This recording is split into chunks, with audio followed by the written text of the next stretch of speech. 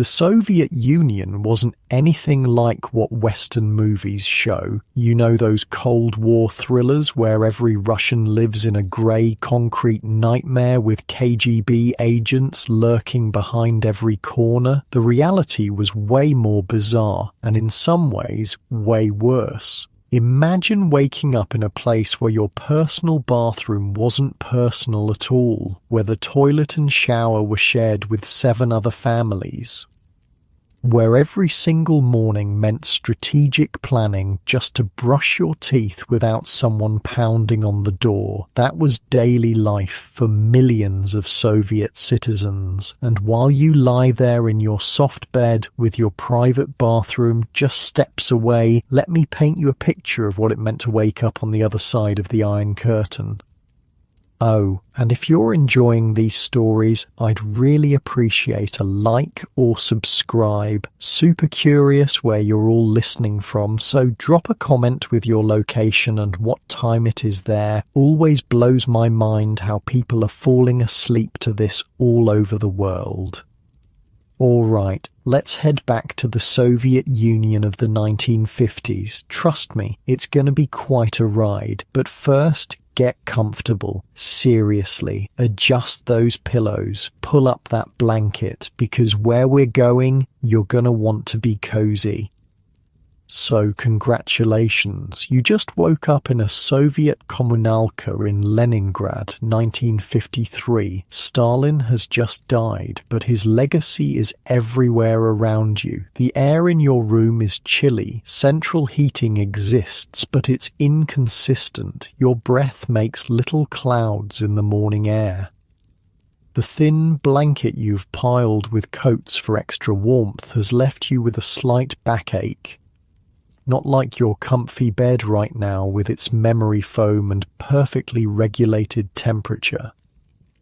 Your ears pick up the sounds before your eyes fully open, the clatter of pots in the shared kitchen, someone's argument about who used the last of the sugar, a toilet flushing through ancient pipes that groan like they're being tortured, a baby crying in the room next door. The walls in these old pre-revolutionary apartments are thick, but the doors are thin and sound travels in strange ways. You're one of the lucky ones. Your family has a room to itself, a single room, mind you, not an apartment, that measures about 150 square feet. This room is your entire living space. It's where you sleep, eat when you're not using the communal kitchen, entertain guests, and store everything you own. Privacy is a luxury that simply doesn't exist here. The concept would seem almost bourgeois. You swing your legs over the side of the narrow bed that doubles as a couch during the day. Your parents sleep on the fold-out bed on the opposite wall. The small table between will later be cleared for meals. Your clothing hangs on hooks along the wall. No closet, no dresser. Space is too precious to waste on such luxuries. Time to face the morning challenge. The bathroom. In a communalka with 8 families, timing is everything. Too early and you'll be shivering in the cold. Too late and you'll be standing in line, possibly making yourself late for work or school. The unwritten schedule that everyone grudgingly follows gives each family about 15 minutes. Some mornings, that's barely enough time to use the toilet, splash water on your face, and brush your teeth. You grab your toiletry kit, everyone keeps their personal items separate, and your towel, opening your door carefully to avoid the squeak that might wake the neighbour's baby. An angry neighbour is the last thing you need this early. You step into the long corridor that connects all the rooms.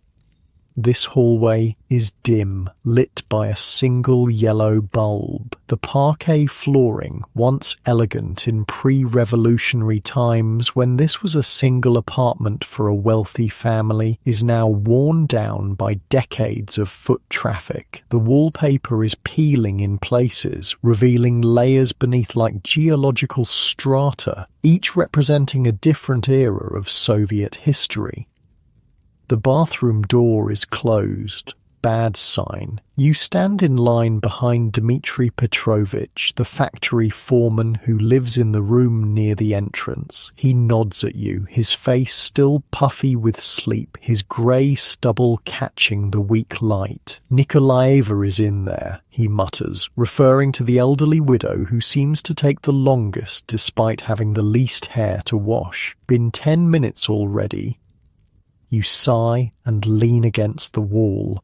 This is normal. This is life. The daily negotiation of shared space that every Soviet citizen learns from childhood. While you wait, you might as well check the day's schedule posted near the kitchen entrance, an informal system to manage kitchen time slots, especially for dinner when everyone is trying to cook at once.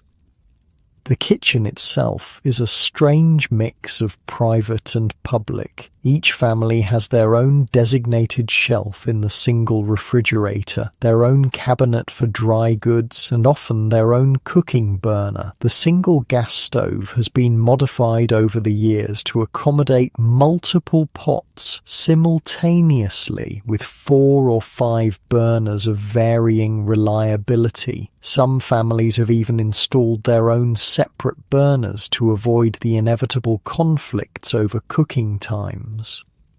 Finally, the bathroom door opens. Steam billows out as Nikolaeva emerges, her thin hair wrapped in a towel. She gives you a curt nod as she passes. Dmitry Petrovich gestures for you to go ahead. His need is less urgent than yours, a small kindness in a system where small kindnesses matter enormously.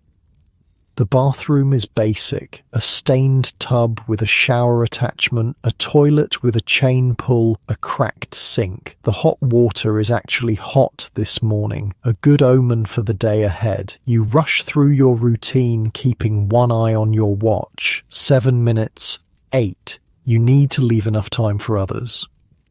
Back in your family's room, your mother is already up, heating water on the small electric burner that's technically not allowed, but that everyone has anyway. It's for tea, the lifeblood of any Russian morning. The samovar, a family heirloom that somehow survived the revolution, the civil war, the purges, and the Great Patriotic War, what Russians call World War II, sits ready to serve. "Hurry," she says, not unkindly. "Your father has already gone to the bread line."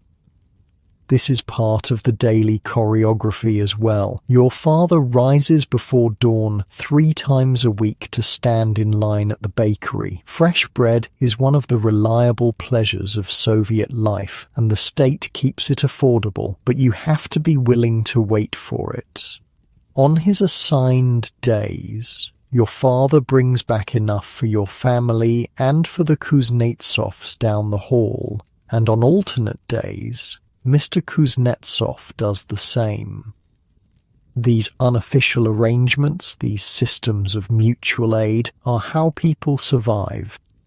Your mother hands you a cup of strong black tea and a bowl of kasha, buckwheat porridge, sweetened with a precious spoonful of sugar. You eat quickly, standing up to save time, the routine so ingrained you barely notice it anymore. "They're saying there might be oranges at the gastronome today," your mother says, referring to the state food shop 3 blocks away. "I'll try to go during my lunch break."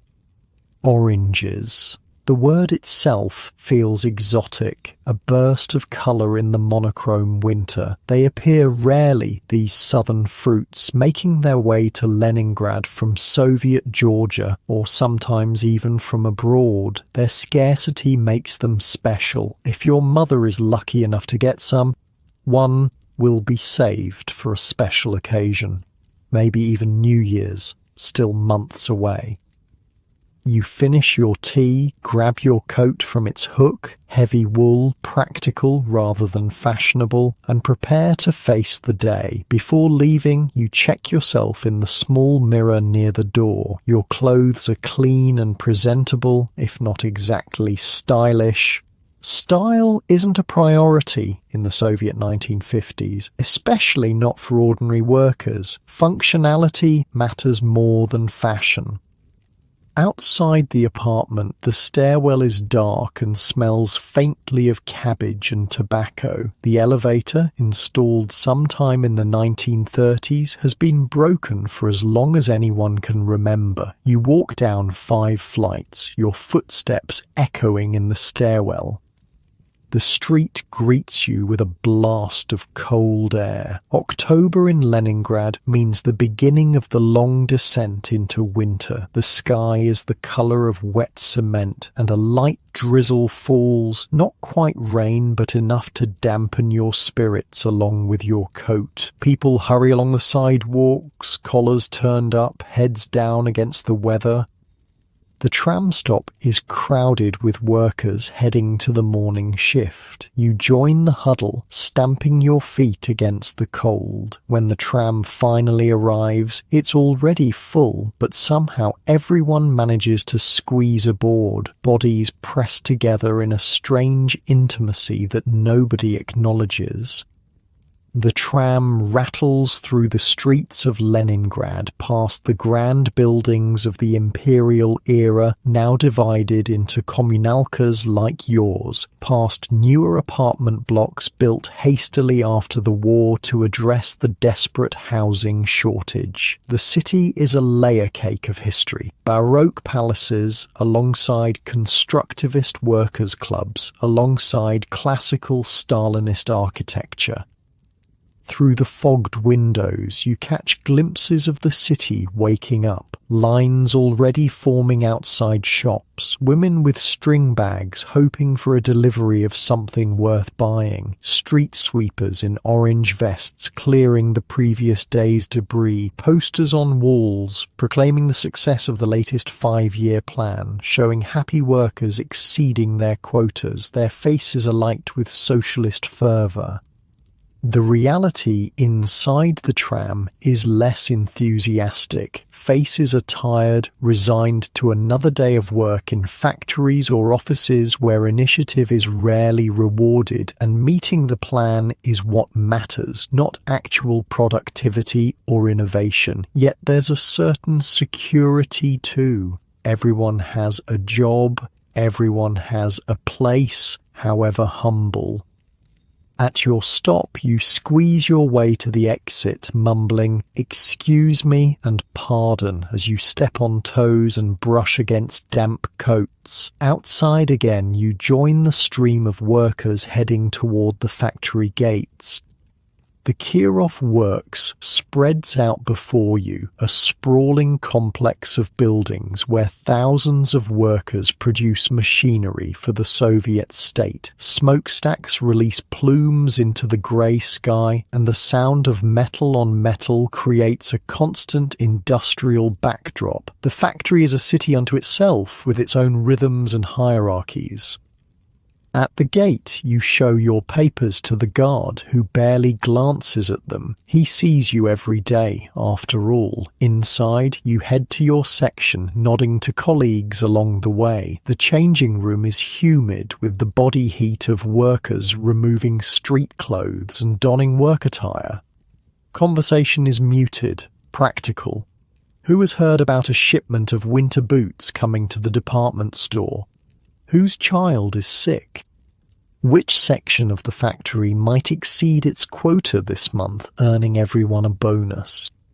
Your locker contains your work clothes, sturdy pants, a thick shirt, protective gear for your specific job. You change quickly, the workday waits for no one, and tardiness can mean trouble with the shift supervisor, or worse, attention from the party representative who keeps an eye on worker discipline. The factory floor is already humming with activity when you arrive at your station. The noise is immediate and enveloping. Machines pounding, metal screeching against metal, the shouts of foremen making themselves heard above the din. The air is thick with the smell of oil and hot metal and the sweat of hundreds of workers. Your job is precise and repetitive, operating a lathe that shapes metal components for tractors. These tractors will go to collective farms across the Soviet Union, part of the endless drive to mechanize agriculture and increase production. You take pride in your work, despite the monotony. There's something satisfying about seeing the raw metal transformed into a useful part, about knowing your hands have created something that will help feed the country. The morning passes in the familiar rhythm of work. Your hands move almost without conscious thought, muscle memory taking over. Your mind wanders as it often does to dreams and plans, maybe saving enough for a radio, maybe one day getting your own apartment through the factory housing list. Though the wait is years long. Maybe seeing your name on the board of top workers, earning a little extra money and respect. Around you, the great machine of Soviet industry grinds on, workers at their stations, each a cog in the vast apparatus of the state economy, quotas to meet, plans to fulfill, the new Soviet man and woman building socialism through labor. But the reality is more complex than the propaganda posters suggest. You see how corners are cut when materials run short, how quality is sacrificed for quantity when the end of the month approaches and quotas loom, how the official numbers reported upward bear little resemblance to what's actually produced. You see too the small resistances, workers slowing down when supervisors aren't watching, saving their energy, the jokes whispered during breaks, subtle mockeries of the system everyone depends on but few fully believe in anymore, the informal networks that ensure you can get the parts you need when official channels fail. This is the double reality of Soviet life in the 1950s, the official story of socialist progress marching ever forward and the lived experience of ordinary people navigating shortages, bureaucracy, and the thousand small frustrations of daily existence. Mid-morning, the factory horn sounds for the first break. 10 minutes to stretch, to grab a quick smoke for those who do, to exchange a few words with colleagues. The factory cafeteria is open, serving weak tea and basic snacks. Some workers bring their own food from home. A sandwich, perhaps, or leftover kasha from breakfast.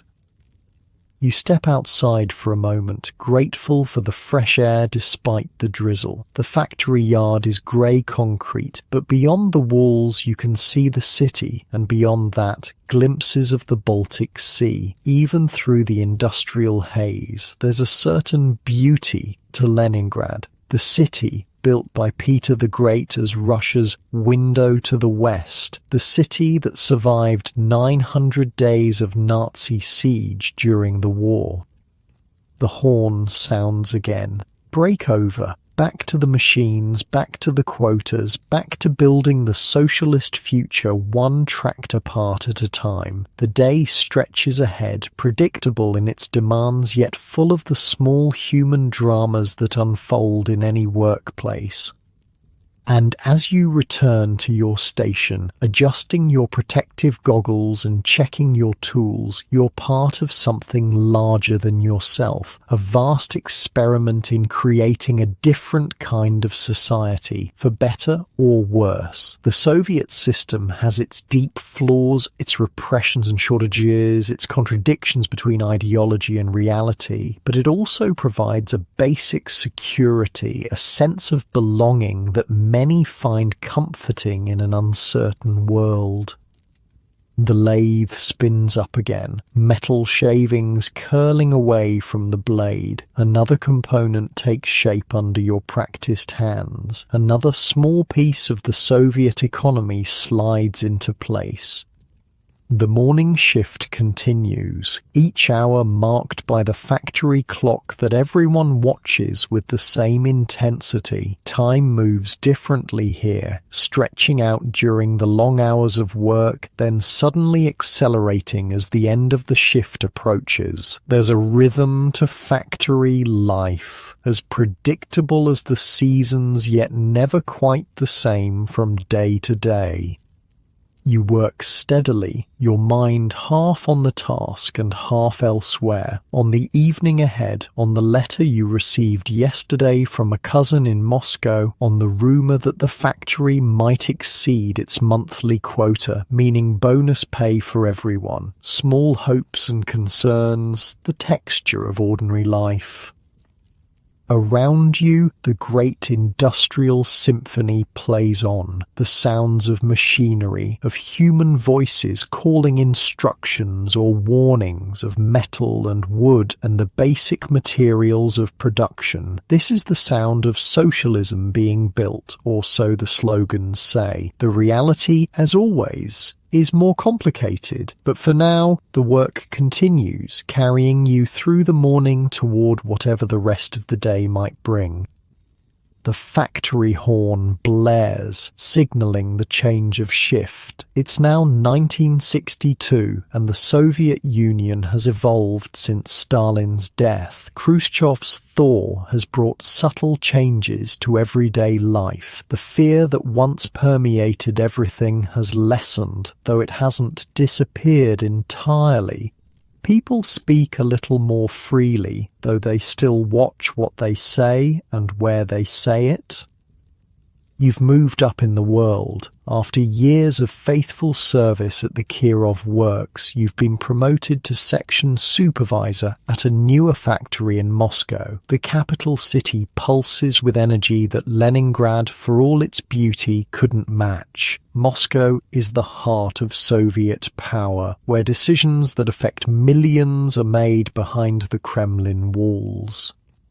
More importantly, you now have your own apartment. Not a room in a communalka, but an actual one-bedroom apartment in one of the new Khrushchevka buildings sprouting across Moscow. These 5-story apartment blocks are basic, cheaply constructed with thin walls and tiny kitchens. But they offer something precious: privacy. Your own entrance, your own bathroom, your own kitchen. After years of communal living, this feels like unimaginable luxury. The buildings themselves are identical, row after row of rectangular blocks arranged in micro-districts. From the outside, they look like giant filing cabinets for humans. But inside each apartment, people create homes, applying their own touches to the standardized spaces. Your apartment has a small balcony where you've placed a few plants that struggle against Moscow's pollution. The furniture is standard Soviet issue, functional rather than beautiful, but it's yours. The morning routine is different now. You wake to an alarm clock instead of the sounds of neighbours. The bathroom is free whenever you need it. Breakfast is still tea and perhaps bread with butter, but you prepare it in your own kitchen at your own pace. Small freedoms, but they matter. Your commute has changed too. The Moscow metro is a marvel of Soviet engineering and architecture. Unlike the utilitarian subway systems of many Western cities, Moscow's stations are underground palaces decorated with mosaics, sculptures, and chandeliers. Propaganda? Yes, but beautiful propaganda, designed to elevate the daily experience of the ordinary worker, to suggest that the Soviet system values them enough to make even transit beautiful. You stand on the crowded platform surrounded by workers heading to factories, offices and construction sites across the capital. The train arrives precisely on schedule. The Moscow metro is famously reliable, and you squeeze aboard with dozens of others. Despite the crowd, There's a peculiar silence. Few people chat during the Moscow commute. Some read newspapers or books, but most just stare ahead, lost in thought, saving energy for the workday ahead. Your stop is in an industrial district on Moscow's outskirts. The factory itself is newer than the Kirov works, built during the post-war industrial expansion. It produces components for Soviet televisions, still a luxury item for many families, but increasingly common as the Soviet standard of living slowly rises. As section supervisor, you have responsibilities beyond your own productivity. You oversee 20 workers, making sure they meet their quotas, maintaining discipline, and dealing with the inevitable problems that arise when materials run short or machinery breaks down. It's a delicate position, caught between the demands of upper management and the realities faced by workers on the floor. You arrive early, as always. Good supervisors set an example. Your office is little more than a glass-walled cubicle at the edge of the factory floor, but it represents your rise within the system. On the desk sits a photo of your family, a telephone that connects to other departments, and stacks of paperwork, the endless documentation that oils the gears of the Soviet bureaucracy.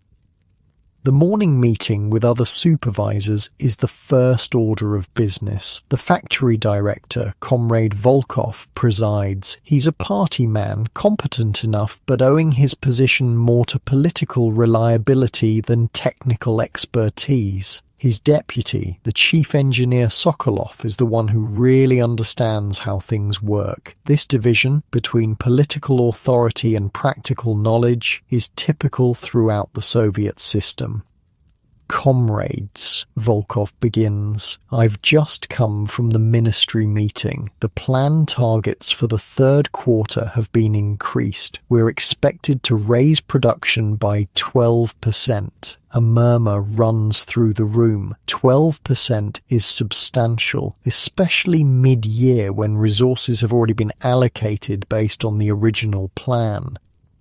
Where are we supposed to get the additional materials? Asks Antonina Sergeyevna, supervisor of the assembly section. She's been at the factory since it opened and isn't afraid to ask difficult questions. Volkov shrugs slightly. The ministry assures us the supply increases will follow. In the meantime, we must find reserves within our current allocations. Everyone knows what this means. Reserves is code for cutting corners, for making do, for the 1,000 improvisations that keep Soviet factories running despite the rigid planning system. It's understood but never officially acknowledged that meeting targets often requires creative solutions that might not strictly follow regulations. The meeting continues with updates on various issues, a delayed shipment of components from Sverdlovsk, a visit from party officials next week, the upcoming factory sports competition. Throughout, there's the subtext that everyone understands. The official goals and the practical realities rarely align perfectly, and the gap must be navigated carefully. After the meeting, you head to your section to greet the workers as they arrive. You know each of them, their strengths and weaknesses, their family situations, their ambitions or lack thereof. There's Mikhail, a talented technician who drinks too much. Galina, a young woman recently graduated from technical school. Old Fyodor, who remembers the war and works with meticulous care but at his own pace. Good morning, comrades, you say as they gather. We have new targets from above, 12% increase. The responses are predictable, groans, eye-rolling, a few muttered comments, but there's no real resistance. Everyone knows how the system works. Targets increase, workers adapt. Life goes on. We'll start by checking our inventory. You continue. Galina, Nikolai, Go through the storage room, count everything, including the unofficial reserves.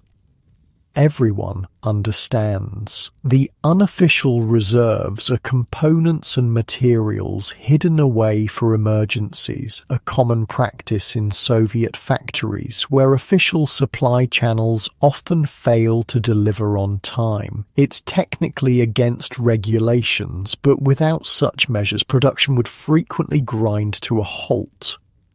As the workers disperse to their stations, you feel the familiar tension of your position. You're responsible for meeting the planned targets, which means pushing your workers to produce more, faster, but you also know their capabilities and limitations. Push too hard, and quality suffers or machinery breaks down. Not hard enough, and you miss the targets with consequences for everyone's bonuses and possibly your position. The factory day falls into its rhythm. Machines hum, components move along the production line, workers perform their specialized tasks with varying degrees of enthusiasm and precision. Your job is to keep it all flowing, to solve problems before they become crises, to maintain the delicate balance between quantity and quality that the plan demands. Mid-morning, the first crisis hits. A machine on the assembly line stops working. The operator, Ivan, looks up with frustration. Same problem as last month. The motor's overheating. You examine the machine. It should have been replaced years ago, but the new equipment promised by the ministry never arrived. Get Petrov from maintenance, you tell a nearby worker. Then, to Ivan, can you work on the backup unit meanwhile? The backup unit is older and slower, but it functions. This is another unofficial adaptation, keeping old equipment running past its scheduled replacement, finding workarounds for chronic shortages. Soviet factories excel at improvisation, at making do with what's available rather than what's needed. Petrov arrives, toolbox in hand. He's nearing retirement age, with decades of experience fixing machinery that official protocols would have scrapped long ago. Again, he sighs, seeing the problem. I'll see what I can do, but we need the new part from Kharkov. Is there anything in the workshop we could use? You ask, meaning, can you fabricate something that will work well enough? Petrov considers. Maybe.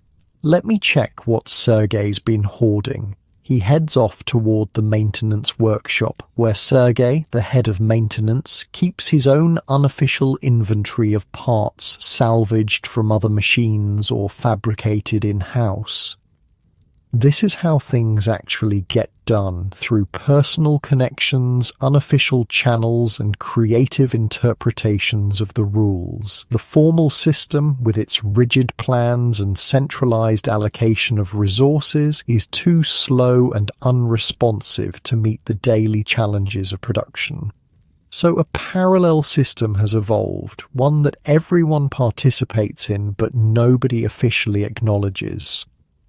By noon, Petrov has the machine running again, though he warns it won't last long without the proper replacement part. You make a note to call your counterpart at the Kharkov factory. You once helped them out with some capacitors during a shortage, and perhaps they'll return the favour. The lunch break offers a brief respite. The factory cafeteria serves basic but filling food at heavily subsidized prices. Cabbage soup, kotlety, meat patties with mashed potatoes, compote to drink. Food is fuel here, not an experience to be savoured. Workers eat quickly, some reading the factory newspaper, others discussing last night's hockey match or sharing family news. You sit with the other supervisors, the conversation a mix of shop talk and careful gossip. Who's being considered for promotion to the central office? Is it true that the electronics factory across town received a shipment of Japanese components? Will the summer vacation schedules be approved soon? Information is a valuable currency in the Soviet system, and these informal exchanges are how much of it circulates. Official channels provide only selective facts, so people rely on personal networks to fill in the gaps. The result is a society where rumors flourish alongside official pronouncements, where truth is often somewhere in the middle, and where everyone becomes skilled at reading between the lines. After lunch, you check on the afternoon's production. The numbers look good so far, not enough to meet the increased target, but better than you'd feared. You'll need to find efficiencies somewhere though. Perhaps the evening shift can take on additional work if you arrange for extra payment through the bonus system. The bonus system is another key element of Soviet industrial life. Basic wages are relatively low and standardized, but bonuses for exceeding quotas can significantly increase a worker's pay. It's the state's way of providing incentives within a system that officially rejects capitalist competition. In practice, it creates its own distortions, encouraging quantity over quality, leading to end-of-month production surges and sometimes outright falsification of numbers. Your afternoon is consumed with the paperwork that documents everything the section produces. The Soviet economy runs on documentation, forms filed in triplicate, reports for various departments, statistics that travel up the hierarchy to become part of the vast data collection that supposedly guides central planning. How much of this information actually influences decisions at the top is unclear, but the paperwork must be completed nonetheless. At your desk, you fill out production reports while keeping one eye on the factory floor through the glass partition. You've become adept at this division of attention, satisfying the bureaucracy while still managing actual production. It's a skill every successful Soviet manager develops.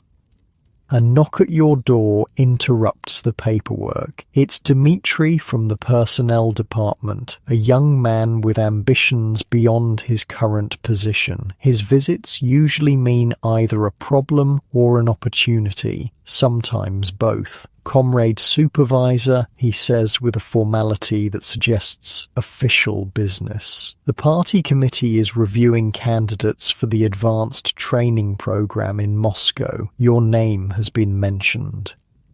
This is significant news. The advanced training program could lead to a position at the ministry level, a considerable step up in both responsibility and privileges, but such opportunities in the Soviet system always come with political dimensions. I'm honored, you reply carefully. Who has recommended me? The question is important. Sponsorship matters in the Soviet hierarchy, and knowing who supports you helps navigate the invisible currents of power. Dmitri smiles slightly. Comrade Sokolov spoke highly of your technical abilities, and of course your participation in last year's voluntary weekend work project was noted favorably. The translation is clear. The chief engineer values your competence and your visible enthusiasm for officially promoted activities has been recognized. This is how advancement works, a combination of genuine ability and demonstrated political reliability. Not party membership necessarily, many managers aren't party members, but at least a willingness to participate in the rituals that affirm loyalty to the system. The committee would like to see more involvement in the factory's political education sessions, Dmitri adds. Perhaps you could lead one next month? The topic is technical innovation in service to socialist construction, and there's the implicit bargain. Show more political engagement and the path to advancement opens wider. It's not crude coercion. You could decline without immediate consequences, but the incentives are clear. I'd be happy to prepare something, you say, knowing that an evening or two of research and writing is a small price for potential career advancement. After Dmitri leaves, you return to the production floor for the final hours of the shift. The afternoon energy is different, a combination of fatigue and the push to complete the day's quotas. Workers move with practiced efficiency, their bodies knowing the routines even as their minds might wander to evening plans or personal concerns. You make your rounds, checking quality, offering encouragement or correction as needed, maintaining the human connections that keep things running smoothly. A word of praise here, a suggestion there, a quiet warning to a worker whose attention is slipping. These micro interactions are as important as the formal procedures in maintaining productivity. As the end of the shift approaches, there's the usual acceleration of activity. Nobody wants to leave tasks unfinished for the evening shift, partly from professional pride and partly because incomplete work reflects badly on the section's performance metrics. The last hour sees a flurry of completions, quality checks and handovers. Finally, the horn sounds, signalling the end of the day shift. Workers quickly clean their stations, a point of Soviet industrial discipline, before heading to the changing rooms. The evening shift workers are already arriving, creating a brief overlap where information is exchanged, issues highlighted, continuity maintained. Your day isn't quite over. There's a final meeting with the other supervisors to review the day's production and address any issues before tomorrow. But as you walk toward the administration building, you feel the subtle shift from work self to private self beginning. Soon you'll leave the factory gates, and despite the system's attempts to blur the boundaries between work and personal life, you'll step into a different role as neighbor, family member, friend, individual. This separation isn't complete in Soviet society, where one's work identity carries significant weight in all aspects of life, but there is still a distinction, a space where private thoughts and relationships exist apart from official roles. It's in this space, apartments, kitchens, circles of trusted friends, that much of what makes life meaningful takes place, regardless of the system's attempts to collectivize all experience. The evening stretches ahead with its own possibilities and constraints, perhaps a stop at a shop if a rumor of available goods proves true, an hour in line if necessary, maybe a visit to a friend's apartment for tea and conversation, or a quiet evening at home with a book or the radio. Small pleasures within the framework of a system that promises collective achievement but delivers mostly collective limitations. As you enter the meeting room, you carry this awareness with you of the gap between official narratives and lived experience, between socialist promises and daily compromises, between the ideal Soviet citizen portrayed in posters and the real people navigating a complex system with a mixture of conformity, resistance, and simple perseverance. It's within this gap that the true story of Soviet life unfolds, day after ordinary day. The morning sun filters through white curtains in a Moscow apartment. It's 1968 now, and the world is changing. In Paris, students are rioting. In America, protests against the Vietnam War are growing. And here in the Soviet Union, a new generation is coming of age. One that has no personal memory of Stalin's terror or the hardships of World War II. The alarm clock rings and 13-year-old Natasha reaches out to silence it. Unlike her parents' generation, Natasha has never known communal living. She's grown up in this small but private apartment with her own tiny bedroom that doubles as a study. The room contains a narrow bed, a desk, and bookshelves filled with carefully selected volumes, from approved Soviet children's stories to translations of Jules Verne and Jack London that introduce young Soviet citizens to foreign worlds in politically acceptable packages. On her desk sits a nearly completed homework assignment on Russian grammar. Education is serious business in the Soviet Union, and children learn this early. The state invests heavily in education, with a rigorous curriculum focused on mathematics, sciences, and Russian language. Foreign languages are taught too, often German or English, though the emphasis is on reading technical literature rather than conversation. Natasha's school uniform hangs ready on the back of her door, a brown dress with a black apron for regular days, white apron for special occasions. Around her neck she'll wear the red scarf that marks her as a pioneer. Almost all Soviet children between the ages of 9 and 14 are pioneers, members of the Vladimir Lenin All-Union Pioneer Organization. It's not technically mandatory, but non-participation would raise questions about a family's ideological commitment and potentially limit a child's future opportunities. The pioneer scarf is more than a piece of clothing. It's a symbol of belonging to the collective, of participation in the official youth culture that the Soviet state has carefully constructed. Natasha ties it with practiced ease, the routine as familiar as brushing her teeth or braiding her hair. In the kitchen, her mother is already preparing breakfast. Kasha again, the ubiquitous porridge that forms the foundation of many Soviet meals, accompanied by black bread and tea. Her father sits at the table reading Pravda, the official party newspaper. The radio plays softly in the background, broadcasting the morning exercise program, followed by news emphasizing industrial achievements and friendship between socialist countries. "Hurry, Natasha," her mother says. "You have pioneer meeting before classes today."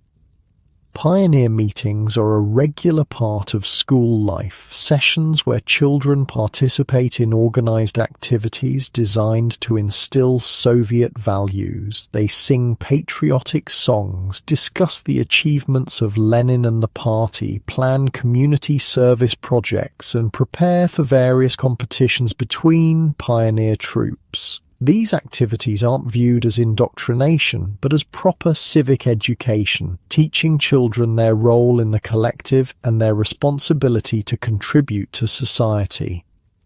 Natasha eats quickly, gathers her school materials, and heads out. The school is within walking distance, one of the advantages of Soviet urban planning, where micro-districts are designed with schools, shops, and other services clustered near residential buildings.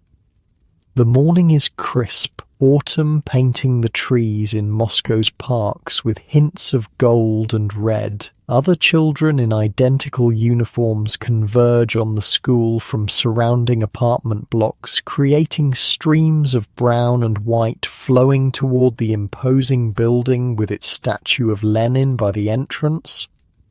Inside, Natasha joins her pioneer troop in the assembly hall. 30 children stand in formation, scarves bright against their uniforms. At the front, the pioneer leader, a young woman studying education at the university, calls them to attention. The ceremony begins with the raising of the Soviet flag and the recitation of the pioneer oath. I, a young pioneer of the Soviet Union, in the presence of my comrades, solemnly promise to passionately love my Soviet motherland, to live, study, and struggle as the great Lenin bequeathed according to the laws of the pioneers of the Soviet Union. The words are familiar, repeated so often they've become almost automatic, yet there's still something stirring about 30 young voices speaking in unison, affirming their place in the great Soviet experiment. The collective experience is powerful, creating bonds between children who will grow up together, study together, and eventually work together in various branches of the Soviet economy. After the ceremony, regular classes begin. The Soviet school day is structured and intensive, typically beginning at 8:30 and continuing until mid-afternoon, 6 days a week. Subjects are taught in 45-minute periods with short breaks between them. The curriculum is standardized across the country. A child in Moscow learns exactly the same material as a child in Vladivostok or Tashkent, following identical textbooks and lesson plans. Natasha's first class is mathematics, taught by a stern woman whose dedication to her subject is matched only by her intolerance for carelessness. Soviet education emphasizes mathematics and sciences, areas where the country competes internationally and which form the foundation for engineering and technical careers that the planned economy requires. The teaching style is traditional. The teacher explains concepts at the blackboard, students take notes, complete exercises, and are called to the front to demonstrate their understanding. Rote learning and memorization play significant roles, especially in subjects like history, where the official interpretation of events must be absorbed precisely. But there's also genuine intellectual rigor, particularly in mathematics and sciences. By the time they finish secondary school, Soviet students have typically completed coursework in algebra, geometry, trigonometry, calculus, physics, chemistry, and biology at levels that often exceed Western requirements for college admission. After mathematics comes Russian literature, another cornerstone of Soviet education. Students study the classics of Russian literature extensively, though the interpretations are filtered through the lens of Soviet ideology. Pushkin, Tolstoy, and Chekhov are presented not just as great writers, but as critics of the pre-revolutionary order and forerunners of Soviet consciousness.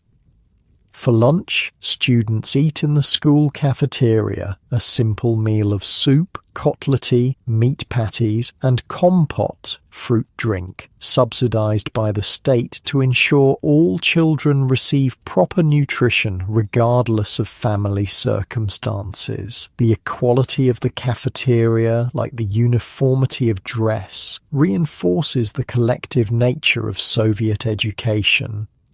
Afternoon classes include history, taught strictly according to Marxist-Leninist principles, with emphasis on class struggle and the inevitable progress towards socialism, and physical education, where basic fitness is supplemented with pre-military training, especially for boys.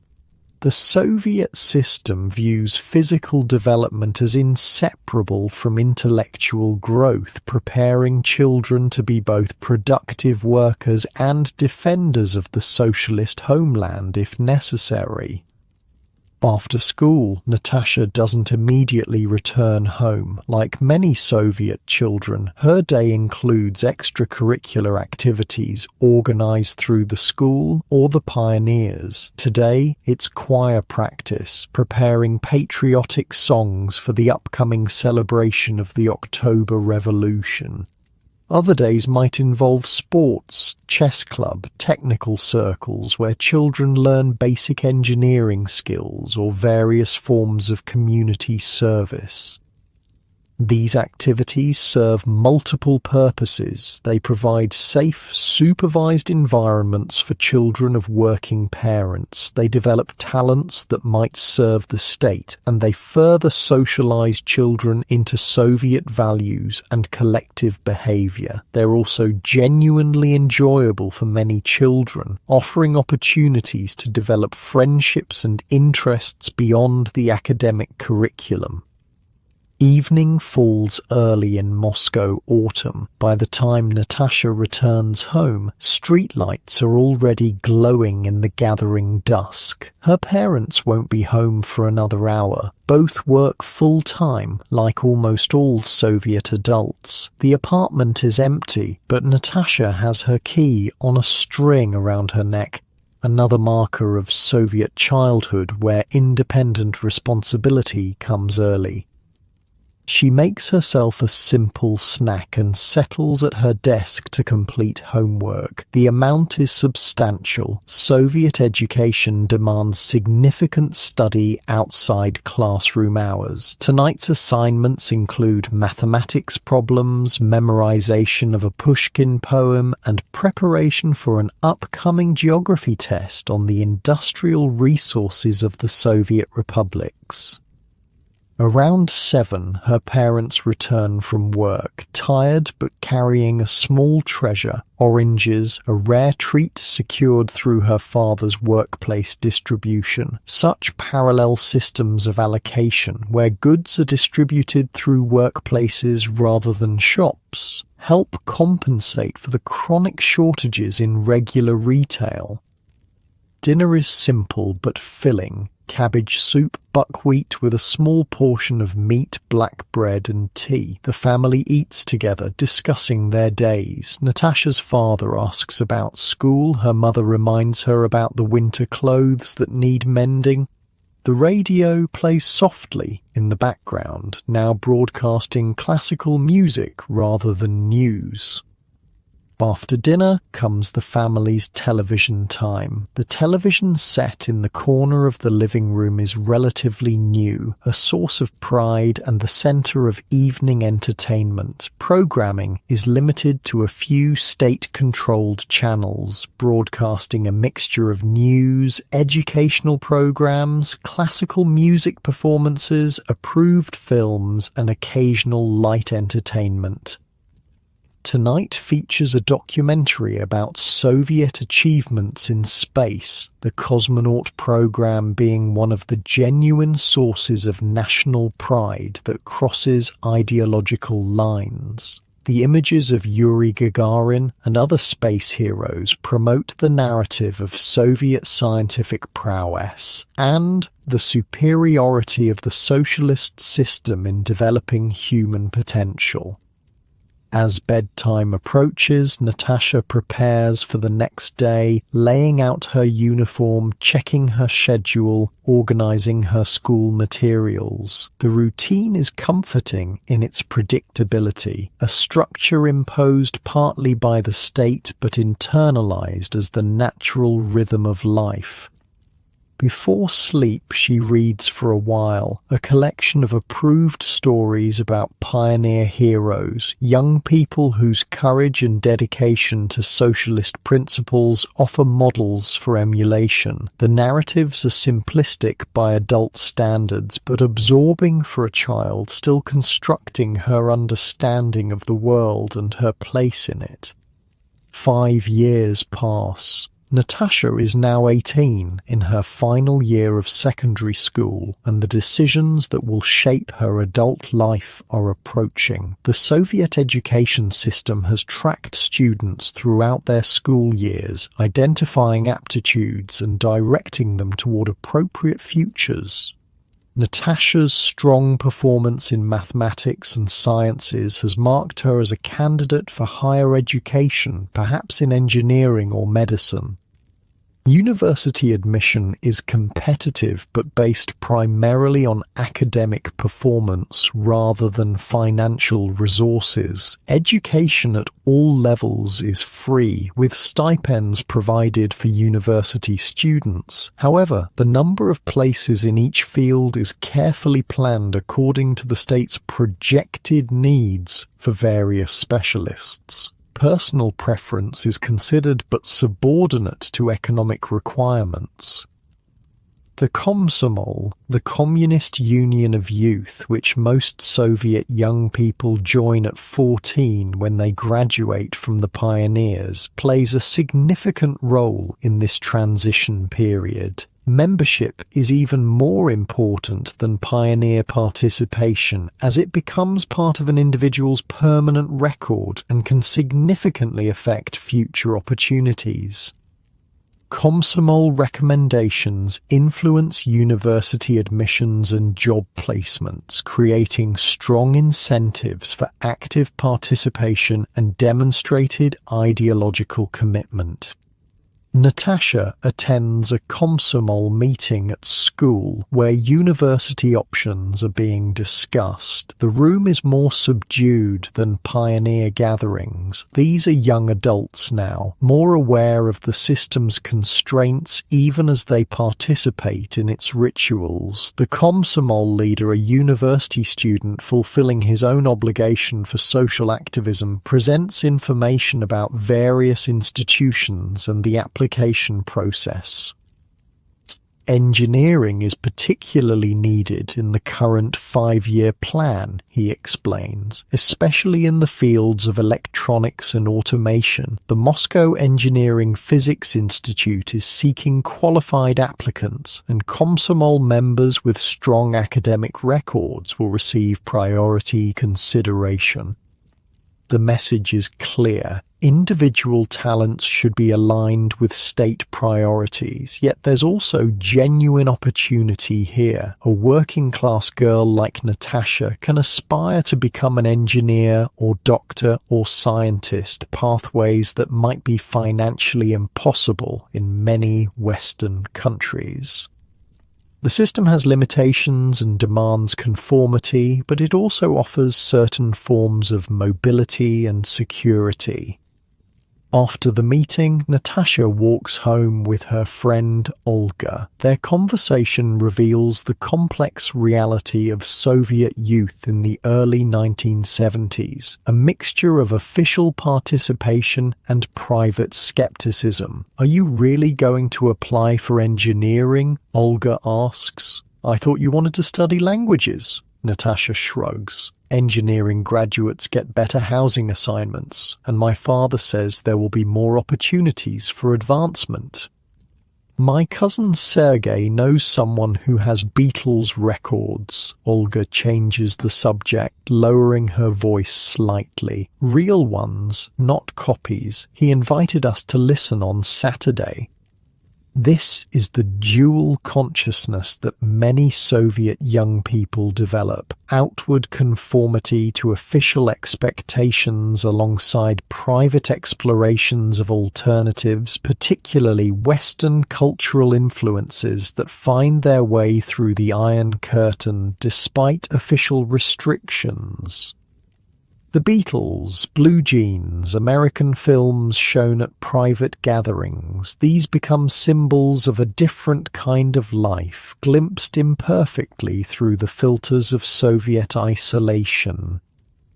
The next day at school, the class attends a special lecture on Soviet science and world progress. The speaker, a local party official, emphasizes how the socialist system creates better conditions for scientific development than capitalism, where research is supposedly driven by profit rather than human needs. The students listen with expressions of appropriate interest, taking notes that might be checked for ideological correctness. Afterward, in the corridor, brief comments are exchanged. "My uncle works at the Research Institute," one boy whispers. "He says they're 5 years behind the Americans in computer technology."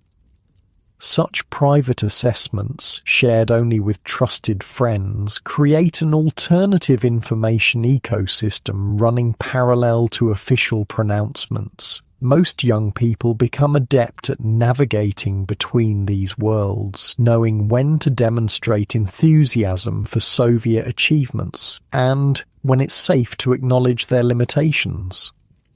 For most, this isn't experienced as painful hypocrisy, but as a practical adaptation to reality. They genuinely value certain aspects of Soviet life: the security, the community, the ideals of equality and collective welfare, while recognizing the system's failures to fully deliver on its promises.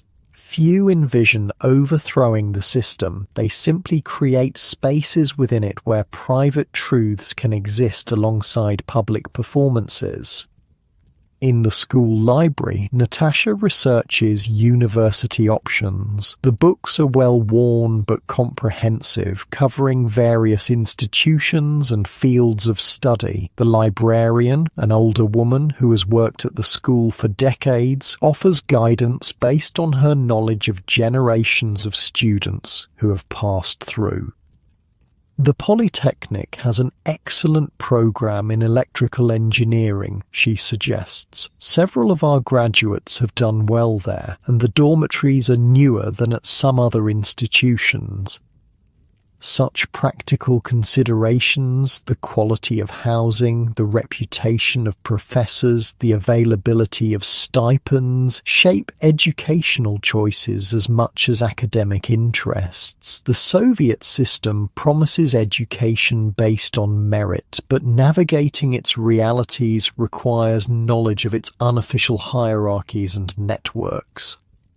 As the school year progresses, Natasha and her classmates prepare for final examinations and the transition to adult life. For some, this will mean university studies. For others, technical schools that provide more specialized training. For still others, immediate entry into the workforce. All know that their performances now will significantly influence their future paths within the system. The future stretches before them, predictable in its broad outlines but with variations possible within its structures. They will become engineers, doctors, teachers, factory workers, office employees, contributing to the socialist economy in assigned roles. They will receive apartments eventually, though often after years on waiting lists. They will marry, have children, vacation at state-run resorts on the Black Sea if they're fortunate. Few imagine the system itself might not endure. The Soviet Union in the early 1970s appears stable despite its inefficiencies and constraints. The experiences that have shaped these young people, the pioneer ceremonies, the Komsomol meetings, the standardized education with its emphasis on collective achievement, have prepared them for integration into the existing order, not for its transformation. Yet change is already working beneath the surface. The generation coming of age has subtly different expectations than their parents, shaped by relative material security rather than revolutionary fervor or wartime sacrifice. They take certain benefits for granted while being more aware of the system's limitations, especially in comparison to glimpsed Western alternatives. They don't yet know it, but they are living through what will later be called the era of stagnation, the Brezhnev years, when the Soviet system maintained stability at the cost of dynamism, when economic growth slowed while official rhetoric remained triumphant, when the gap between public statements and private realities gradually widened.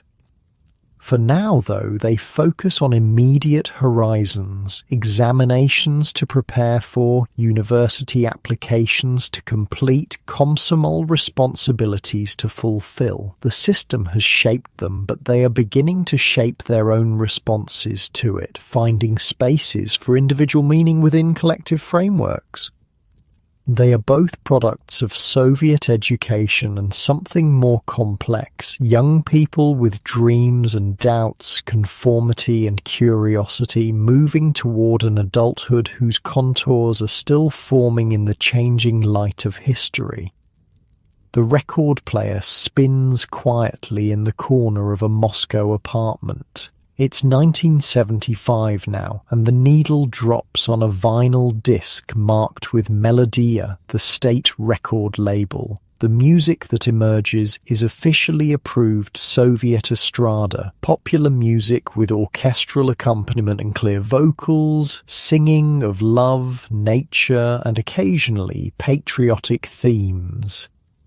Natasha, now 25, sits in an armchair, listening. After graduating from the Moscow Engineering Physics Institute, she works as an engineer at a research facility in the capital. The small apartment is her own, allocated through her workplace after a 2-year wait, a relatively short time by Soviet standards. The furnishings are the standard Soviet issue that everybody recognizes. The same wall unit, the same sofa, the same lamps available in state stores across the country. But there are personal touches too. Books fill the shelves, classics of Russian literature, technical volumes related to her field, and a few treasured foreign works in translation that circulate among friends. A handmade macrame wall hanging created during a phase when this craft became inexplicably popular throughout the Soviet Union adds texture to the otherwise plain wall. On the small balcony, potted plants bring a touch of nature into the urban setting. The record finishes and Natasha carefully puts it away before selecting another, this one not from Melodia but a bootleg recording of Western music copied onto old X-ray films in a process known as music on ribs. The sound quality is poor, but the Beatles songs are recognizable. This small act of cultural rebellion isn't particularly dangerous in the mid-1970s. The harshest repression of the Stalin era is long past, but it still exists in a grey area, neither fully approved nor actively prosecuted. This is the complex reality of Soviet leisure in the Brezhnev era, a mixture of state-provided entertainment, personal creativity within approved channels, and quiet exploration of alternatives that push against official boundaries without directly challenging them. The telephone rings, interrupting the music. It's Olga, Natasha's friend since school days, now a doctor at a Moscow clinic. "Are you still coming to the film tonight?" she asks. "They're showing The White Sun of the Desert at the Cosmos." Soviet cinema offers one of the more sophisticated forms of entertainment available to ordinary citizens. While heavily censored and required to operate within ideological constraints, talented directors and actors still manage to create works of genuine artistic merit. Some, like The White Sun of the Desert, become beloved classics, watched repeatedly by audiences who know the dialogue by heart. The film, an Eastern, the Soviet equivalent of a Western, set in Central Asia during the Civil War, blends adventure, comedy, and patriotic themes in a package that's both entertaining and ideologically acceptable. Released in 1970, it's already become a cultural touchstone, with cosmonauts traditionally watching it before space launches for good luck. "Of course," Natasha replies. "Shall we meet at the metro at 6? We can try the new cafe afterward if the line isn't too long." The emergence of cafes represents a small but significant expansion of leisure options in Soviet cities during this period. While not comparable to Western establishments in variety or atmosphere, they offer spaces for socializing outside the home or workplace, serving simple foods and non-alcoholic beverages in settings designed to be modestly attractive. The metro journey to the cinema passes through stations that remain one of the genuine marvels of Soviet public works. Palatial underground spaces decorated with mosaics, sculptures, and chandeliers kept meticulously clean. The contrast with the often shabby above-ground reality is striking but unremarked upon by riders who have grown accustomed to this daily juxtaposition. The Cosmos cinema, built in the distinctive Soviet modernist style of the 1960s, draws a substantial crowd despite this being a weekday evening. Soviet ticket prices are kept deliberately low. Culture is considered a public good that should be accessible to all, not a commercial product. Inside, before the film, newsreels play, a standard feature of Soviet cinema showings. These present carefully selected current events, emphasizing industrial achievements, fraternal relations with socialist countries, and the contrast between peaceful Soviet life and the supposed chaos and exploitation of the capitalist world. The audience watches with the polite attention given to official communications, neither fully believing nor openly questioning.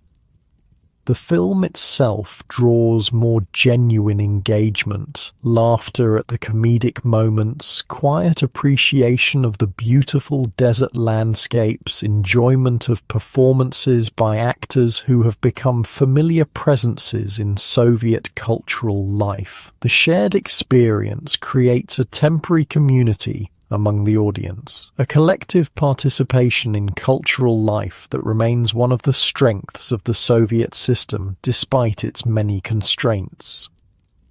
Afterward, Natasha and Olga walk to the cafe, continuing a conversation about the film that shifts easily between aesthetic appreciation and mild critique, the latter kept within safe boundaries by unspoken mutual agreement. Even in the relative relaxation of the Brezhnev era, certain topics remain sensitive, and Soviet citizens develop an intuitive sense of where the lines are drawn.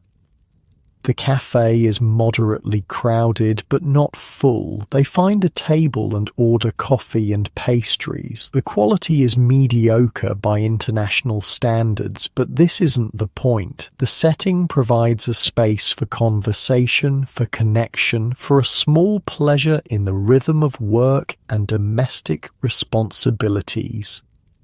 Their discussion moves from the film to mutual friends, workplace situations, and eventually to Olga's upcoming vacation on the Black Sea coast. This is another standard feature of Soviet life, the annual vacation at subsidized resorts, known as sanatoria, provided through workplaces or trade unions.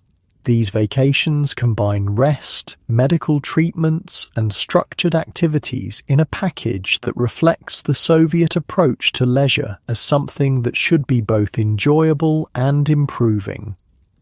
"I've been assigned to Sochi this year," Olga explains. 2 weeks in August, the clinic director said it was a reward for exceeding our preventative care targets. Such allocations, putevki or vacation vouchers, are distributed through workplaces based on a combination of merit, need, and sometimes connections. The better resorts are highly sought after, particularly those on the Black Sea coast with its relatively warm climate and beaches, a precious commodity in a country where much of the territory experiences harsh winters. "You're fortunate," Natasha replies. "I'm still waiting to hear about my application. Last year I ended up at a sanatorium outside Moscow because all the southern spots were taken." This is the reality of Soviet consumer experience, a system of allocation rather than purchasing power, where access to goods and services depends on position, connections, and sometimes simple luck. Money matters less than in capitalist economies, but other forms of capital, social connections, workplace status, party membership become crucial currencies. As they leave the cafe, the evening sky is still light. Summer in Moscow brings long days that stretch toward midnight. They walk for a while through the city centre, past the grand buildings that house government ministries and cultural institutions, through squares designed for public gatherings and demonstrations.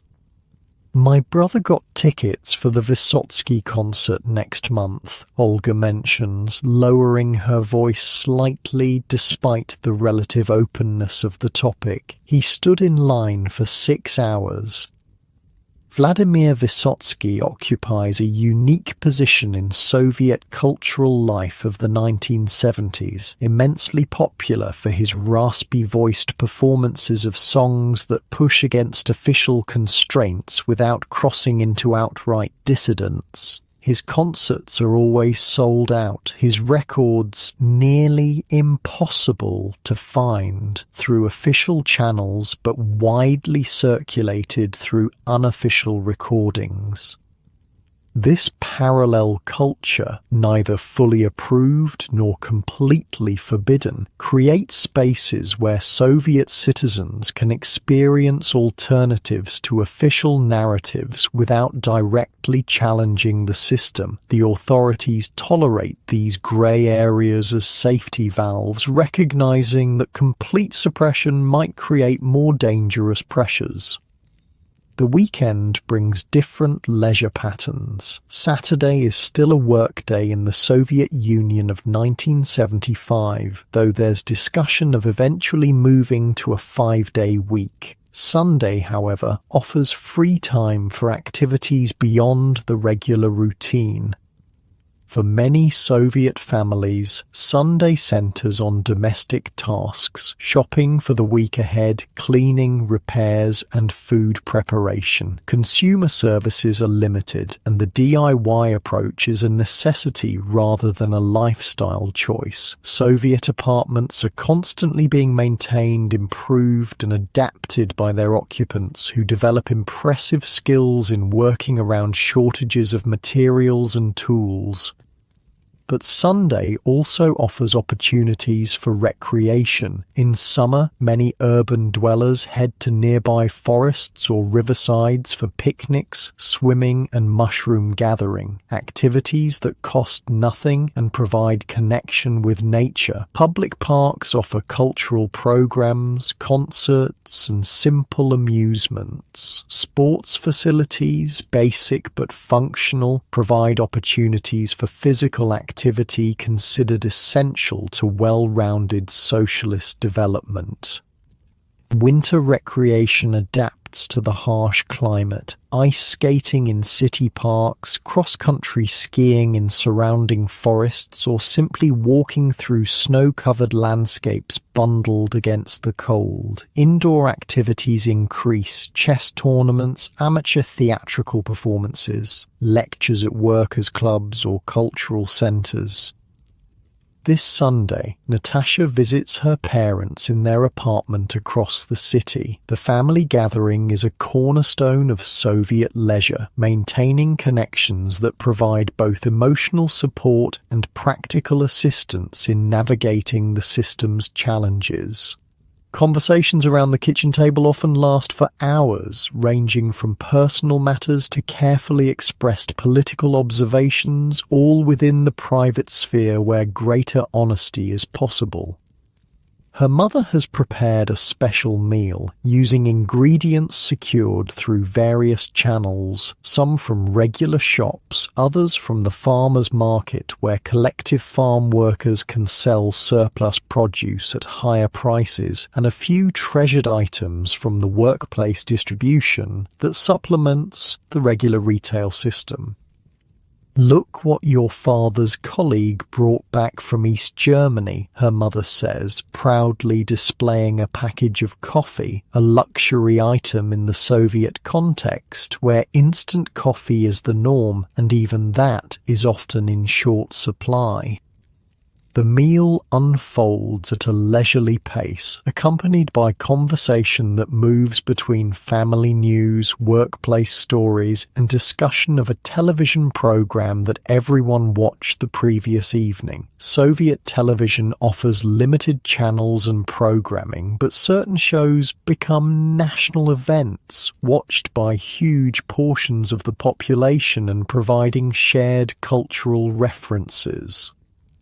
"Did you see 17 Moments of Spring?" her father asks, referring to a popular spy drama set during World War II. The whole design bureau stopped work to talk about the latest episode. These shared cultural experiences create connections across Soviet society, bridging differences in education, location, and occupation. Despite the system's many divisions and hierarchies, there remains a common cultural language that most citizens understand and participate in.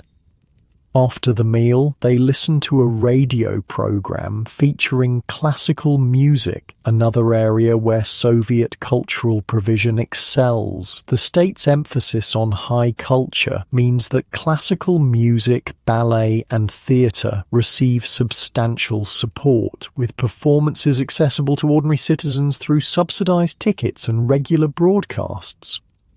Evening brings a return to Natasha's apartment and preparation for the work week ahead. The Soviet routine is predictable: 6 days of work followed by a single day of rest, with limited variation throughout the year except for official holidays.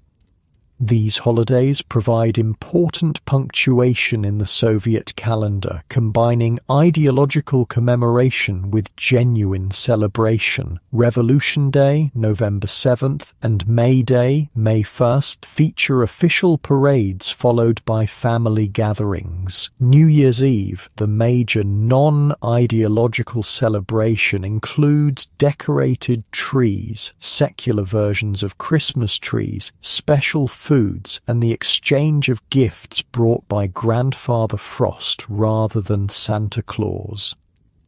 Such celebrations blend state ceremony with personal warmth, official narratives with private meanings. Another example of how Soviet citizens create spaces for authentic connection within ideological frameworks. The working week begins again on Monday, with its familiar rhythms of metro journeys, workplace interactions, and evening returns to private spaces. For Natasha, like many Soviet professionals, work provides not just income, but identity and social connections.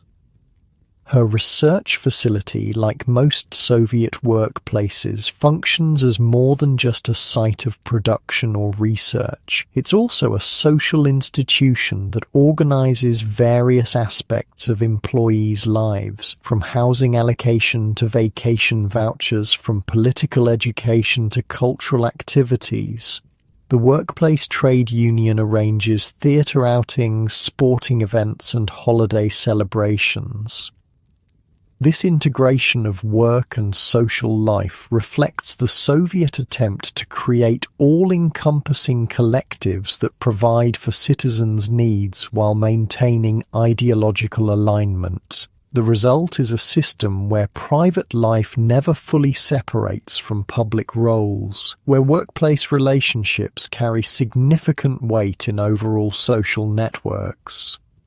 One evening after work, Natasha attends a lecture at the House of Scientists, one of many specialized cultural centers that cater to particular professional groups. The topic is cybernetics, a field that has had a complex relationship with Soviet ideology but is now cautiously embraced as necessary for economic development.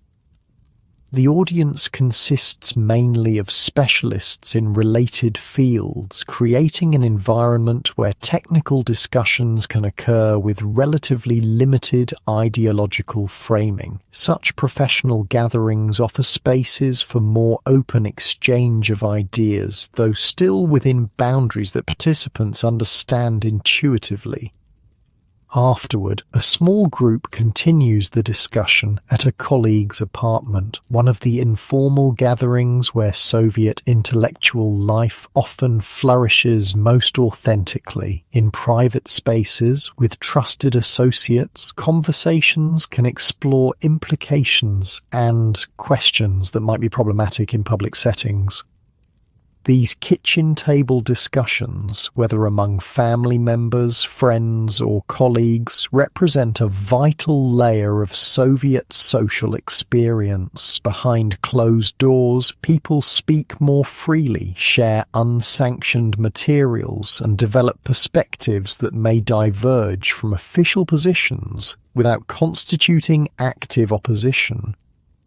For most Soviet citizens, this dual consciousness doesn't feel like hypocrisy, but like a practical adaptation to reality, accepting the system's constraints while creating spaces for authentic connection and meaning within them. Few actively oppose the regime. Most simply navigate its contours, finding niches where personal fulfillment remains possible. The week continues with its mixture of work obligations and modest leisure opportunities. One evening brings a visit to the Tretyakov Gallery, where Russian and Soviet art is displayed in a setting that emphasizes cultural continuity and national achievement. Another evening is spent at home, with a book borrowed from a friend, a translation of a foreign novel that isn't officially banned, but isn't widely available either. Weekend plans develop, perhaps a visit to the countryside if the weather holds, or a gathering at a friend's apartment to listen to music and talk. These small pleasures, these moments of connection and aesthetic enjoyment provide texture and meaning within the larger structures of Soviet life. This is leisure in the Soviet Union of the mid-1970s, limited by material constraints and ideological boundaries, yet still offering spaces for enjoyment, creativity, and human connection. The system shapes available options, but doesn't fully determine how individuals experience them or what meanings they create together. As Natasha prepares for sleep, her mind reviews the week ahead, work responsibilities, an upcoming visit from an old university friend, plans to search for winter boots that are rumoured to be available at a particular store. The mixture of routine certainties and small uncertainties that constitutes daily life in a system that promises complete security, yet delivers unpredictable shortages and constraints. The room darkens as she turns off the lamp. Outside, Moscow continues its nighttime existence, quieter than during the day but never completely still. The vast apparatus of the Soviet state surrounds her, with its power to allocate resources, define acceptable expression, and shape life trajectories. Yet within this system, individuals continue to create connections, find meanings, and build lives that are never fully captured by official categories or narratives. Sleep approaches gradually, bringing temporary release from the negotiations and adaptations that Soviet life requires. Tomorrow will bring another day of navigating between public performance and private authenticity, between collective imperatives and personal aspirations. But for now, there is just the darkness, the quiet, and the drift toward dreams that remain beyond the state's ability to plan or direct. Evening shadows lengthen across Moscow as the sun sets behind the city's distinctive skyline. It's 1983 now, and subtle changes are rippling through Soviet society. The long tenure of Leonid Brezhnev ended with his death the previous year, and after the brief leadership of Yuri Andropov, the system seems to be drifting, uncertain of its future direction. In her Moscow apartment, Natasha, now 33, prepares dinner in her small kitchen. The apartment feels more settled now, accumulated possessions, giving it the lived-in quality that comes with years of habitation. Photographs on the walls document personal history. Family gatherings, vacations at Black Sea resorts, celebrations with friends. Books have multiplied on the shelves, representing years of careful collection through official bookstores, second-hand shops, and exchanges with friends. The kitchen, though compact by Western standards, is the heart of the home, as it is in most Soviet apartments. Here, over countless cups of tea, conversations unfold that would never occur in public spaces. The kitchen table has witnessed discussions of literature, quiet political observations, personal confessions, and the sharing of life's ordinary triumphs and disappointments. Tonight, Natasha is expecting guests, a small gathering of close friends who meet regularly in each other's homes. Such gatherings represent one of the most valued forms of Soviet leisure, especially as the initial energy of the Brezhnev years has faded into what many now call stagnation. A period of material stability but diminishing dynamism and growing cynicism about official pronouncements. She checks the contents of her refrigerator, a standard Soviet model that hums somewhat loudly in the corner. The food she's prepared is simple but represents significant effort in a system where shopping requires visiting multiple stores, standing in various lines, and often adapting plans based on what happens to be available rather than what was desired.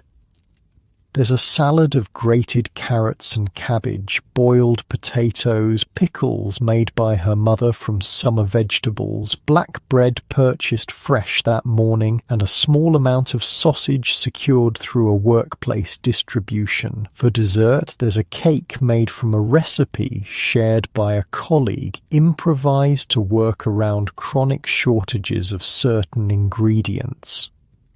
The doorbell rings and Natasha welcomes her first guests, Olga and her husband Mikhail carrying a bottle of Soviet champagne, Sovetskoye Shampanskoye, the sweet, inexpensive, sparkling wine that accompanies most Soviet celebrations. They're followed shortly by Viktor, a colleague from the research institute, and Irina, a university friend who now teaches literature at a secondary school. The ritual of gathering is familiar and comforting. Coats are hung in the small entryway, house slippers are offered, removing outdoor shoes is universal in Soviet homes, and everyone moves to the kitchen, where most of the evening will unfold, despite the presence of a proper living room. Soviet kitchens, however small, are social spaces by long tradition. The conversation begins with exchanges of news. Whose child is doing well at school? Who has received a promotion? What new items have appeared in local shops? This gradually transitions to discussions of books recently read, films seen, music heard on the radio, or through unofficial recordings. Soviet cultural life remains rich despite limitations, with intense appreciation for works that manage to convey meaningful human experiences within ideological constraints. "Have you read Trifonov's latest?" asks Irina, referring to a Soviet author whose nuanced portrayals of urban life push against simplistic socialist realism without crossing into open dissidence. "Not yet," Natasha replies. "Is it available at the Lenin Library?" "There's a waiting list," Irina says, "but I can lend you my copy when I finish it." Such sharing of books, both officially published works that are simply hard to find due to limited print runs and unofficially circulated materials from abroad or by unpublished Soviet authors, creates networks of readership that supplement the official distribution system. As the evening progresses, the conversation deepens, touching on subjects that would be approached more cautiously in public settings. Not outright political opposition, few ordinary Soviet citizens engage in that, but more honest assessments of daily realities. Quiet acknowledgement of the gap between official promises and lived experiences. "My department hasn't received new equipment in 3 years, Victor notes. "We're supposed to be developing cutting-edge technology with machines from the 60s.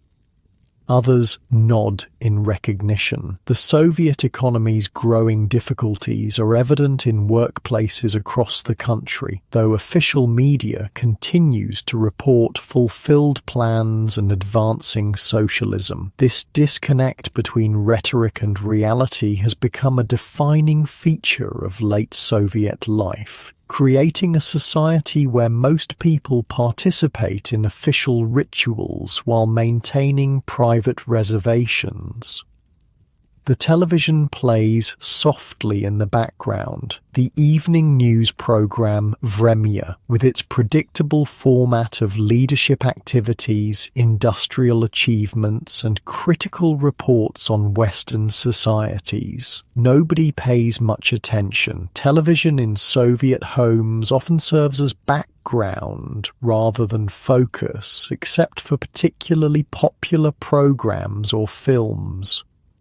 After dinner, they move to the living room where Natasha's prized possession, a cassette player acquired through considerable effort and expense, allows them to listen to music that ranges from official Soviet recordings to unofficially duplicated Western albums. The sound quality is mediocre, but the content provides connection to a broader world of musical expression than state radio typically offers. The evening unfolds at a gentle pace, without the need to check watches or rush home. Public transportation runs until midnight in Moscow, and these gatherings of friends represent too important a source of connection and authentic exchange to be curtailed by concerns about the hour. Conversation turns to children. Olga and Mikhail have 2, now in primary school, and the complexities of raising them within the Soviet system. Parents navigate between wanting their children to fit in, to have the opportunities that come with successful participation in official structures like the Pioneers and Komsomol, and wanting to instill values that may sometimes conflict with official messaging. Sasha came home reciting that America wants war and the Soviet Union wants peace. Olga says of her 8-year-old son. I tried to explain that ordinary people everywhere mostly want the same things. This delicate balancing act, teaching children to navigate the system without being fully defined by it, occupies many Soviet parents of this generation, themselves raised with less ambivalence about official narratives but now more aware of their limitations. As the evening continues, the conversation shifts to practical matters, strategies for securing scarce goods, information about which shops have received shipments of needed items, advice on navigating bureaucratic processes for anything from internal travel permits to apartment repairs. Such practical knowledge, shared through personal networks, is essential to successful navigation of the Soviet system. Official channels provide limited and often unreliable information, while personal connections offer both practical assistance and emotional support in dealing with the system's frustrations. Around 11, the gathering begins to disperse. The friends take their leave with warm embraces and plans for the next meeting, perhaps at Olga and Mikhail's apartment next month. The connection these evenings provide, the opportunity to speak more freely, to share authentic reactions to life's experiences, makes them precious in a society where public and private expressions often diverge significantly. After her guests depart, Natasha begins the small rituals of preparing for sleep. She washes the dishes, no dishwashers in Soviet apartments, and tidies the kitchen. The radio plays classical music from the single-state channel still broadcasting at this hour. She waters the plants on her windowsill, living things that bring nature into the urban apartment and require daily attention that grounds her in simple, tangible care. The bathroom routine is basic by Western standards of the 1980s. Soviet apartments have hot water and indoor plumbing, but products are limited. A standard soap, basic toothpaste, simple shampoo. The consumer variety that characterizes Western personal care is absent here, where functionality matters more than choice or luxury. In her bedroom, Natasha sets the alarm clock for the morning and turns back the covers of her bed. The bedding is sturdy and practical, like most Soviet consumer goods, designed for durability rather than style, expected to last for years rather than being regularly replaced. Before sleep, she reads for a while, a collection of poems by Anna Akhmatova, whose work, once suppressed, is now cautiously published in the somewhat more relaxed cultural climate of the post-Stalin decades. The poems speak of suffering, resilience, and the preservation of human dignity under difficult circumstances, themes that resonate across Soviet experience even when not explicitly political. Outside the window, Moscow settles into night. The huge city, capital of the world's largest country, never fully sleeps, but its rhythms slow. Factories operate around the clock, but shops are closed. Theatres and concert halls dark. Offices empty until morning. The metro runs less frequently, though it never completely stops. The vast apparatus of the state continues functioning, power plants generating electricity, security services monitoring, the basic infrastructure of urban life maintained. Natasha's thoughts drift as sleep approaches. Her life has unfolded within the structures of the Soviet system, education directed toward economic needs, housing allocated through official channels, leisure shaped by state provision and limitations. Yet within these structures, she has created a meaningful existence. Professional accomplishment, deep friendships, appreciation of culture, small daily pleasures that accumulate into a life uniquely her own. Like most Soviet citizens, she has developed a dual consciousness, participating in official rituals and narratives while maintaining private understandings that sometimes complement and sometimes contradict them. This isn't experienced as painful hypocrisy, but as a practical adaptation to reality, a way of preserving authentic selfhood within systemic constraints. As sleep draws nearer, her thoughts become more fragmentary, moving between memories, current concerns, and vague plans for the days ahead. The rhythm of Soviet life is predictable in its broad outlines: work, household tasks, social gatherings, official holidays marking the calendar year. Within this predictability, small variations and personal meanings create texture and significance.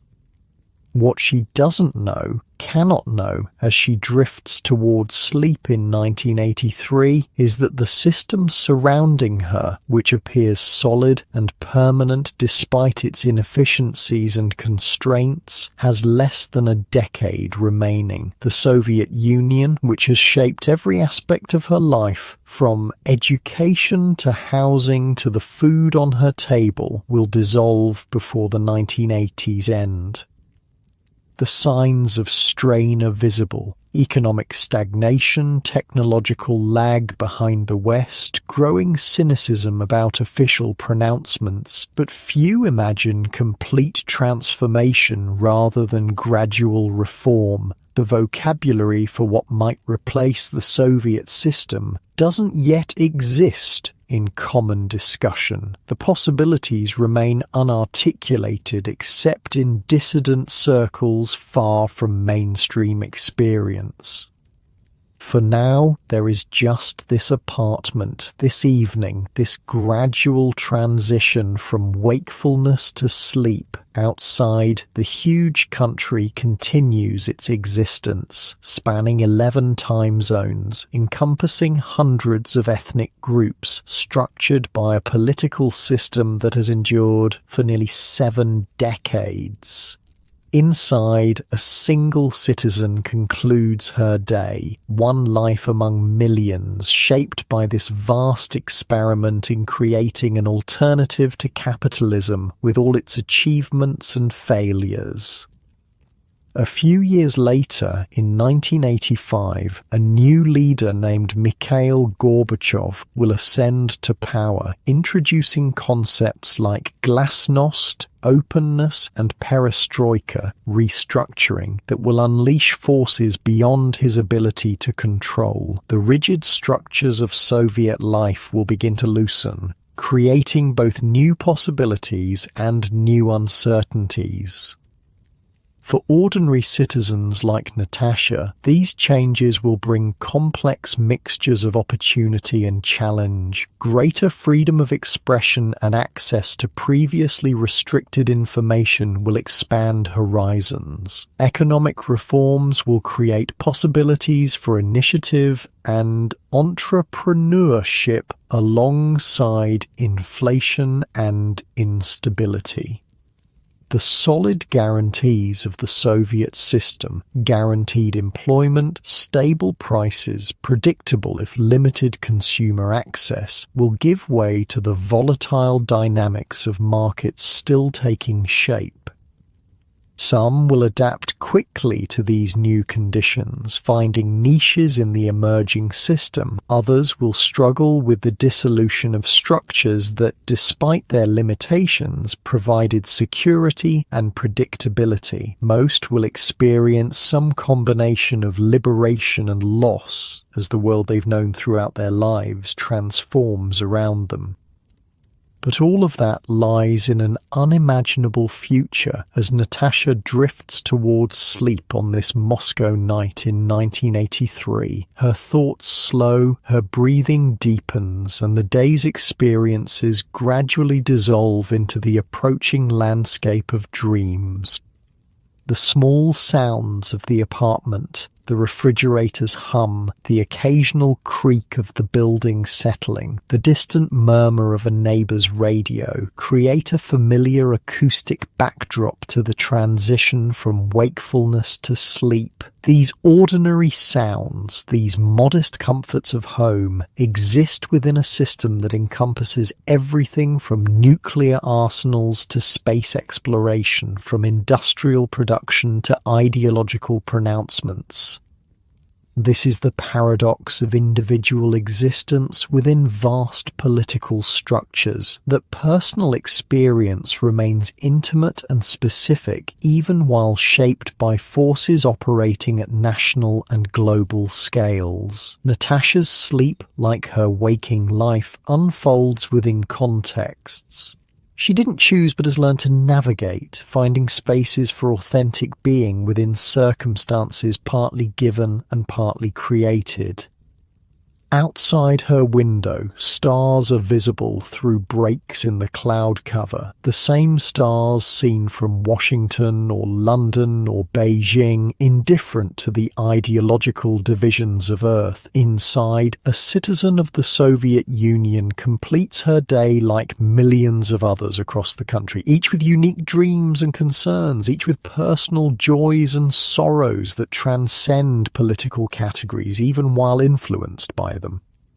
As consciousness fades, the boundaries between historical context and individual experience blur. There is just this moment, this gradual release of waking awareness, this drift toward the renewal that sleep provides. The complexities of Soviet life, its achievements and failures, its security and constraints, its collective narratives and private truths recede temporarily as sleep approaches.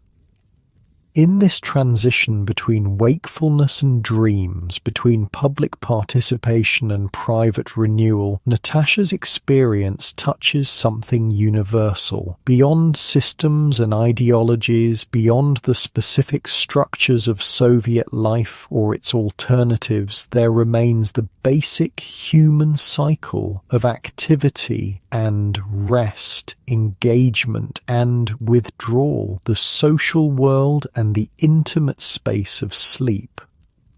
And as her breathing deepens and her thoughts scatter like leaves in a gentle wind, she crosses the border between historical specificity and the shared human experience of surrender to sleep. The Soviet citizen becomes simply a sleeping person, joined in this most basic of experiences with humans everywhere, regardless of the systems they inhabit or the ideologies they embrace or reject.